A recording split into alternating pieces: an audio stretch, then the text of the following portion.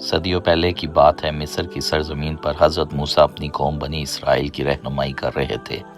اللہ تعالیٰ نے انہیں فرعون کے ظلم سے نجات دی تھی، سمندر میں رستہ بنایا تھا اور بے شمار معجزات دکھائے تھے، لیکن اس کے باوجود بنی اسرائیل میں کچھ لوگ ایسے تھے جو ہر بات میں بحث کرتے، سوال کرتے اور حکم ماننے میں۔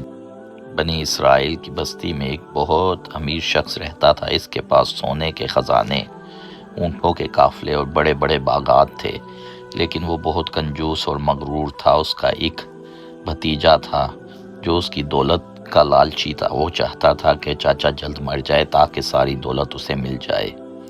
ایک اندھیری رات جب پورا شہر سو رہا تھا، اس لالچی شخص نے اپنے ہی چاچا کے گھر میں داخل ہو کے اسے قتل کر دیا، پھر اس کی لاش کو خاموشی سے دوسری بستی کے قریب پھینک دیا تاکہ الزام کسی اور پر لگ جائے۔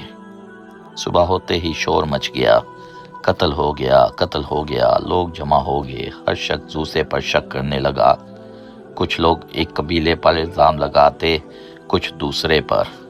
آخرکار سب لوگ حضرت موسیٰ کے پاس پہنچے۔ اے اللہ کے نبی، ہمارے درمیان فیصلہ کرے، قاتل کون ہے؟ حضرت موسیٰ نے اللہ تعالیٰ سے دعا کی۔ کچھ دیر بعد اللہ کی طرف سے وحی نازل ہوئی، اپنی قوم سے کہو کہ وہ ایک گائے ذبح کریں۔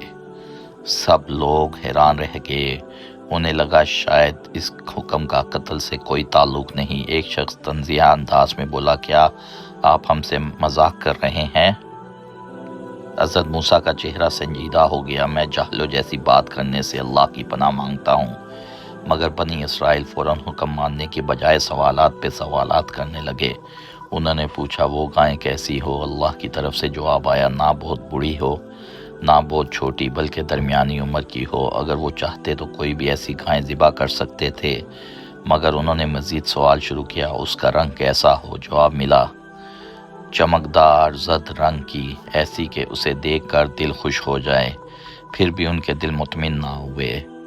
اور بتائیں، وہ کام کرنے والی ہو یا نہ ہو؟ جواب آیا، وہ ایسی گاؤں ہو جو کھیت نہ جوتتی ہو، پانی نہ کھینچتی ہو، اس میں کوئی داغ نہ ہو۔ اب بنی اسرائیل پریشان ہو گئے، ایسی گائیں پورے علاقے میں بہت کم تھی۔